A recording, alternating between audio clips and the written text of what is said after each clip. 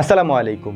এই মুহূর্তে স্ক্রিনে আপনি যে ভিডিওগুলি দেখতে পাচ্ছেন, এই ভিডিওগুলি এআই দিয়ে তৈরি করা, অর্থাৎ আর্টিফিশিয়াল ইন্টেলিজেন্স দিয়ে তৈরি করা এই ভিডিওগুলি। নবী করিম সাল্লাল্লাহু আলাইহি ওয়াসাল্লামের ভবিষ্যৎবাণী অনুযায়ী দাজ্জাল পৃথিবীতে আসার পরে মানুষের ঈমান কতটা দুর্বল হয়ে যাবে তার একটি বাস্তব উদাহরণ হলো এই এআই বা আর্টিফিশিয়াল ইন্টেলিজেন্স।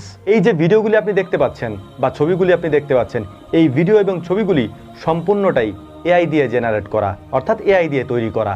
এই সব ছবিগুলি সাধারণ মুসলমানের কাছে যখন পৌঁছায় তখন তারা অবাক হয়ে এই ছবিগুলির নিচে সুবহানাল্লাহ, আলহামদুলিল্লাহ এগুলি লিখতে থাকে। এই ছবিগুলি বা ভিডিওগুলির উপরে যদি কোনো ইসলামিক টাইটেল দিয়ে দেওয়া হয় তাহলে সেটা আরও বহুগুণে বেড়ে যায় সুবহানাল্লাহ, আলহামদুলিল্লাহ বলার প্রবণতা।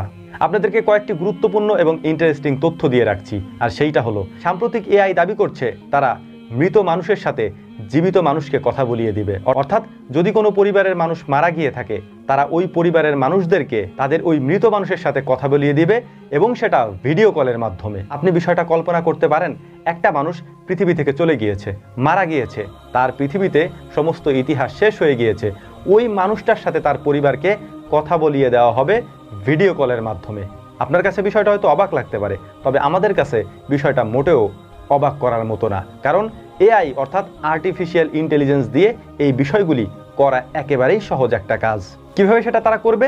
এই ভিডিও কলের মাধ্যমে মৃত মানুষের সাথে জীবিত মানুষদেরকে কিভাবে কথা বলিয়ে দেওয়া হবে তার ছোট্ট একটা নমুনা আমি আপনাদের সামনে উপস্থাপন করছি। এআইকে যদি আপনি কোনো ছবি দেন, এআই ওই ছবি অনুযায়ী ছোট্ট একটা ভিডিও আপনাকে তৈরি করে দিতে পারে।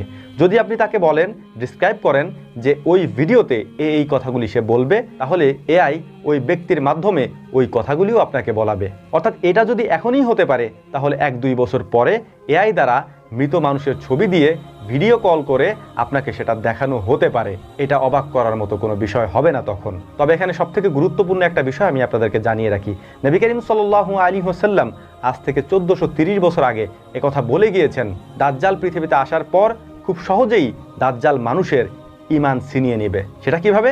দাজ্জাল মানুষকে বলবে, আমি মৃত মানুষকে জীবিত করে দেখাবো। ঠিক একইভাবে এআই বলছে, আমরা মৃত মানুষকে জীবিত করে তাদের সাথে তোমাদেরকে ভিডিও কলে কথা বলিয়ে দেব। এখন দাজ্জাল আপনি মনে করতে পারেন যে একজন ব্যক্তি আপনার সামনে এসে কথাগুলি বলবে, বিষয়টা এরকমটা নাও হতে পারে। দাজ্জাল একটা ফিতনার নাম। এই ফিতনাটা হয়তো এই এআইয়ের মাধ্যমেও হতে পারে। যেমনটা এআইয়ের মাধ্যমে বিভিন্ন ভিডিও, বিভিন্ন ছবি আমাদের সামনে ভিডিও আকারে প্রকাশ করা হচ্ছে, আমরা যেমনটা তাদেরকে দেখতে চাচ্ছি তারা ঠিক তেমনটাই বানিয়ে দিচ্ছে। এই বিষয়গুলি মোটেও কম গুরুত্বের বিষয় না। শেষ জামানায় মানুষের সামনে দাজ্জাল এসে যদি বলে যে আমি তোমার পরিবারের কাউকে জীবিত করে তোমার সামনে নিয়ে আসব, তখন আপনি হয়তো অবাক হবেন, এটা কিভাবে সম্ভব। যেমনটা আপনি এখন অবাক হচ্ছেন, এআই যদি আপনাকে বলে যে তোমার পরিবারের মৃত ব্যক্তিকে তোমার সাথে আমরা ভিডিও কলে কথা বলিয়ে দেব, তাহলে যেমন আপনি অবাক হবেন, হয়তো তখনও আপনি অবাক হবেন, কিন্তু এটা বাস্তব, এটা সত্য।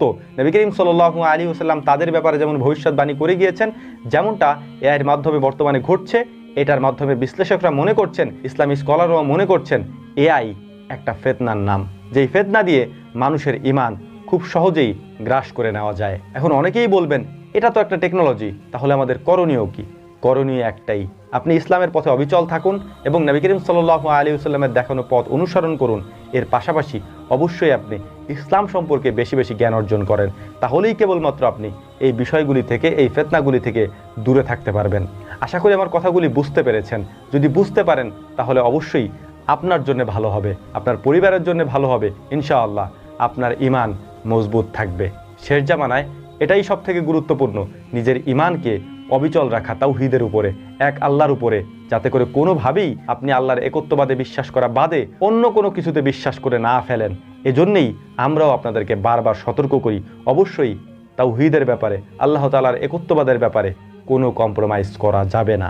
আশা করি কথাগুলি বুঝতে পেরেছেন। আল্লাহ রাব্বুল আলামিন আমাদেরকে কথাগুলি বোঝার তৌফিক দান করুন। এর পাশাপাশি দুনিয়াতে দাজ্জালের ফিতনা থেকে রব্বুল আলামিন আমাদেরকে হেফাজত করুন। ওমা তৌফিকি ইল্লা বিল্লাহ। নাসরুম মিনাল্লাহি ফাতহুন কারীব ওয়া আখির দাওয়ানা আনিল হামদুলিল্লাহি রাব্বিল আলামিন। আসসালামু আলাইকুম ওয়া রাহমাতুল্লাহি তাআলা ওয়া বারাকাতুহু।